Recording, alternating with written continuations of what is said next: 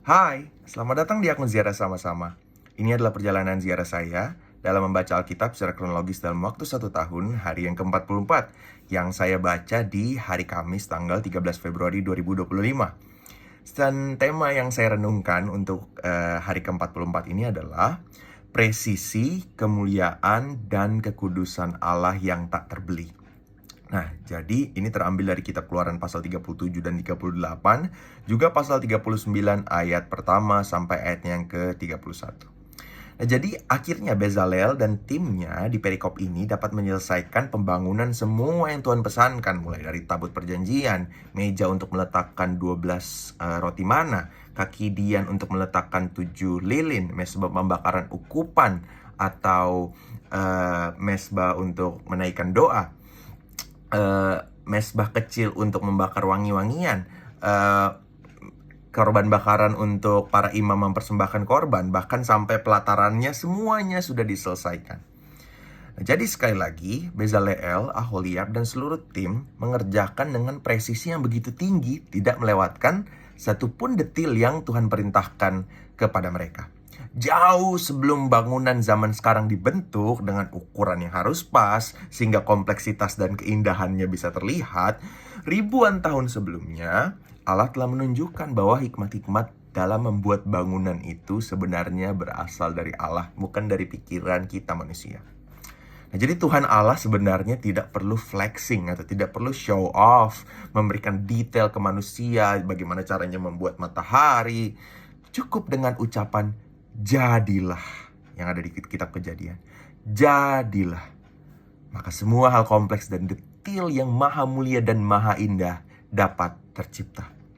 Menuliskan detil-detil dari apa yang Tuhan ingin bangun di tengah umatnya, itu sebenarnya adalah bukti dari kemuliaan Allah. Dan sebenarnya dari zaman SMA ketika saya baca kitab Keluaran dari pasal 21 sampai 40, ya biasanya saya baca sambil lalu atau bahkan mengantuk saat membacanya. Tetapi ketika tahun ini saya bersepakat dengan Tuhan untuk memperhatikan hal-hal yang sebelumnya saya abaikan untuk mengambil ziarah ini, maka banyak sekali ternyata yang bisa saya terima. Seperti ternyata di pasal 38 ayat 21 sampai 31, anak keempat dari Harun yang bernama Itamar diberi tugas untuk menghitung semua persembahan yang diberikan oleh orang-orang Israel.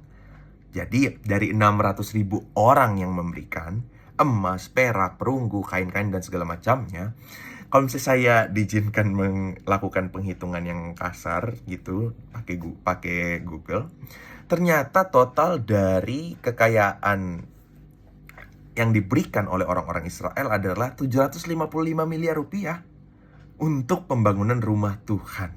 600.000 orang menyumbang 755 miliar rupiah. Apakah ini pemborosan? Ya tentu tidak. Ini justru bagi saya adalah bukti bahwa rumah Tuhan ketika dibangun tidak boleh main-main dan tidak boleh murahan. Jadi, saya merenungkan bahwa bukan jumlah orangnya atau bukan jumlah angka pemberian yang menjadi fokus, tetapi jumlah orang yang memberi. Percuma pemberiannya 755 miliar, tetapi hanya diberikan oleh 1 atau 2 orang. Tetapi kalau semua yang memberikan, artinya setiap orang betul-betul mau membangun kemah Tuhan, mau Tuhan hadir di tengah-tengah dengan mereka. Mereka mau melakukan pengorbanan, memberikan yang terbaik dari yang mereka punya, supaya Tuhan bisa bernaung di tengah mereka dan memimpin perjalanan mereka di padang gurun. Selain itu, jika kita misalnya membaca kitab Keluaran dari sisi perjanjian baru atau memakai kacamata perjanjian baru, maka tempat bernaungnya Allah melalui kemah suci itu, yang kurang lebih tadi 755 miliar rupiah, kalau saya renungkan lagi, menandakan seberapa mulia dan mahalnya keberadaan Allah Roh Kudus ya di dalam hati saya, di dalam hati setiap kita yang percaya kepadanya. Jadi saya menyadari bahwa mahal sekali, bahkan jauh lebih mahal daripada angka 755 itu, karena kita betul-betul priceless, kita betul-betul saking berharganya sampai kehadiran Allah di dalam kita itu jauh lebih berharga dari mata uang manapun di dunia ini. Saya belajar bahwa Selalu yang paling mahal di alam semesta ini bukan ketika seseorang pergi ke luar angkasa, bisa tinggal di sana, bisa hidup di sana, atau misalnya pencapaian yang terbesar yang pernah diraih oleh manusia. Itu bukanlah hal terbesar.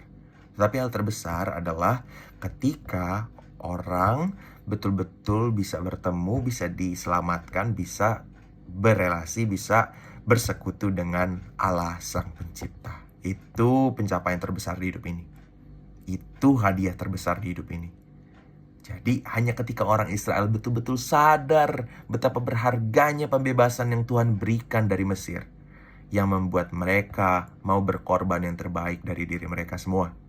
Hanya ketika saya betul-betul mengerti betapa mahal dan mulia dan wownya pengorbanan Yesus Kristus di kayu salib, sehingga membuat saya, dan ya saya harap kita juga, betul-betul menjadikan hidup kita ini sebagai persembahan yang hidup, yang kudus, dan yang berkenan kepada Allah.